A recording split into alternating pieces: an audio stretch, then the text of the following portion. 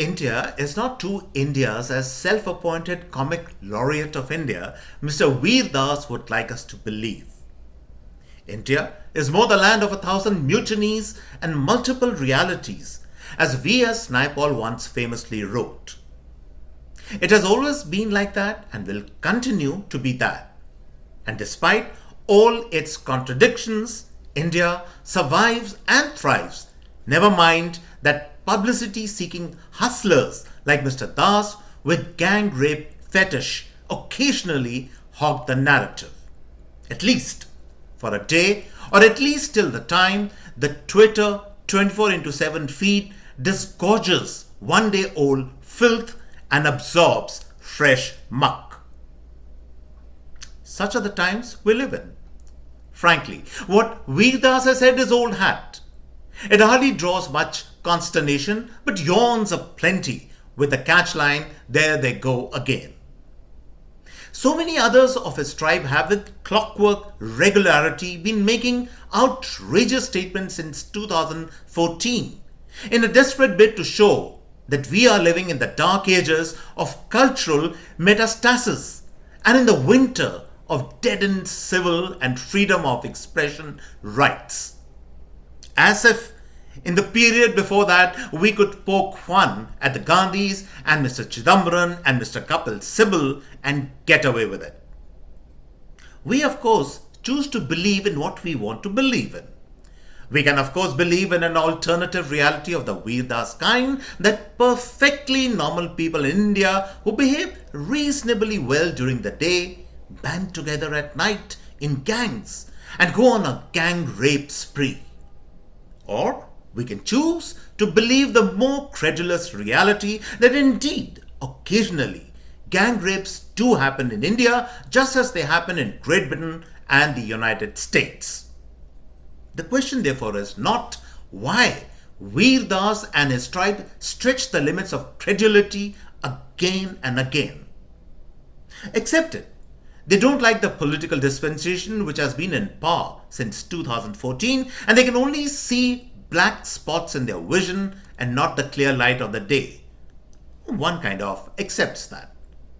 But what is more pertinent and interesting is the real reason which drives this tribe to float gas balloons in the air, especially in foreign lands, in the studios of foreign news channels, in the not-so-hallowed precincts of Western academia, in powerful think tanks funded by the George Soros kind of money, and there release more and more of gas in front of the white man, hoping against hope that the white West will tick off the present government in India, impose sanctions against it, and it'll be a return to the halcyon earlier days of entitlement, freebies, and lucrative contracts.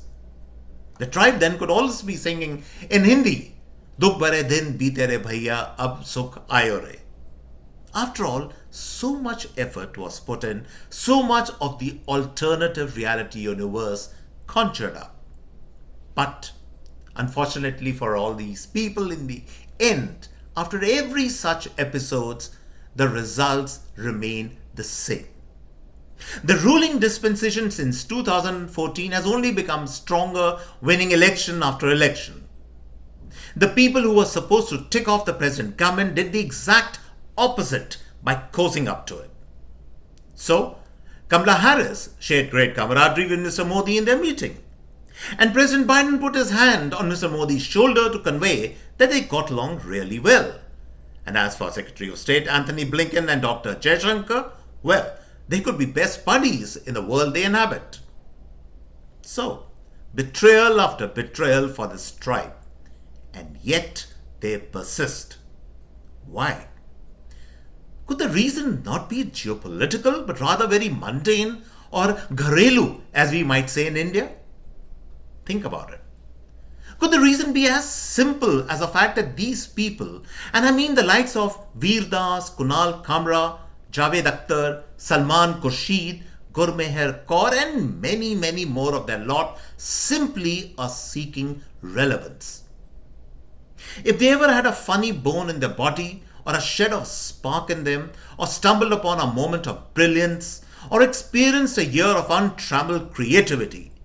Could it be that all that was lost a long time ago, and these people simply rig up a controversy to stay in the news, seek relevance, to define the reason once again they exist for us? Indeed, when was the last time we saw Javed Akhtar write a decent script or a credible poem or compose a hummable song?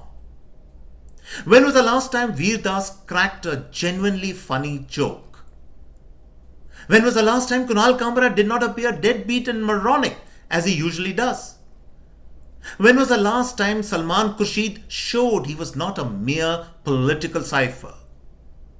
And when was the last time that placard holding new liberal club entrant Gurmehar Kaur made us read anything, even a paragraph of what she claimed to have written?